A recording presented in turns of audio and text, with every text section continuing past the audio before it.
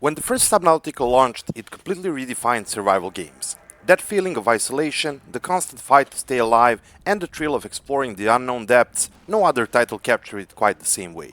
Now, Subnautica 2 arrives aiming to be bigger, darker, and more ambitious than anything Unknown Worlds Entertainment has attempted before. And this time, it comes with something the original never had: multiplayer, letting you dive in with up to 3 friends. But the real question is, does this feel like a worthy successor or just another early access project promising more than it can currently deliver? Let's start with first impressions. The game clearly understands why the original was so special.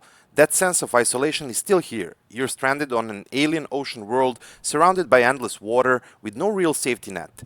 The fear of the unknown is alive and well. There are moments when you dive so deep that neither the surface nor the ocean floor is visible, only darkness, strange sounds, and the unsettling feeling that something massive is swimming nearby. That's when Subnautica 2 shines brightest. Now let's talk about atmosphere and presentation. The atmosphere is brutal in the best way. Visually, the game is stunning. Bioluminescent plants, vast underwater landscapes, twin suns glowing on the horizon. It feels like a mix of sci-fi wonder and pure horror. The audio design is equally impressive. Distant noises make you freeze, unsure if it's just ambient sound or a predator closing in.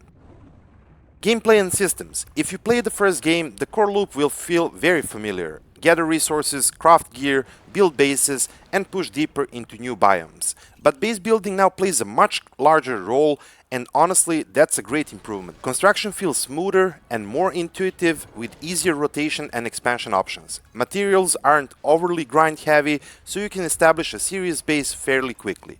Vehicles are more versatile, but the biggest addition is the genetics system. You can splice DNA from plants and creatures to gain new abilities, like faster movement, heat resistance, cave navigation, even access to previously unreachable biomes.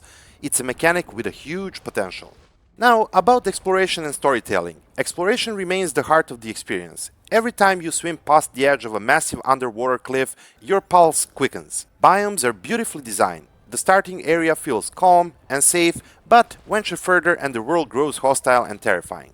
Environmental storytelling is strong too. You'll uncover audio logs, remnants of expeditions, and mysterious landmarks. One standout is a massive infected tree that serves as a haunting centerpiece, much like the crashed ship in the original.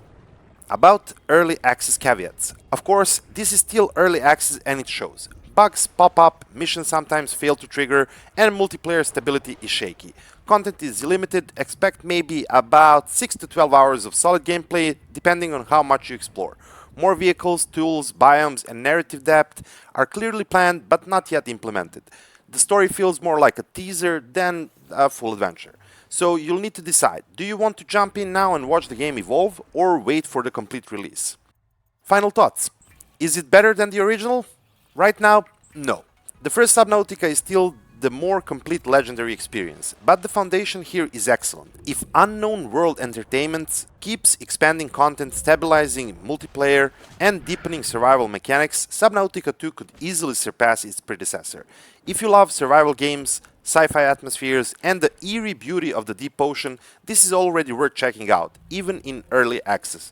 Just be prepared for bugs, unfinished systems, and limited content. Personally, I'm optimistic about where this game is headed, and I can't wait to see how it evolves over the next year or two. So, what do you think? Does Subnautica 2 looks like it can live up to the original? Would you dive in now or wait for the full release? Drop your thoughts in the comments, and as always, don't forget to like and subscribe for more content. Thanks for watching and see you next time.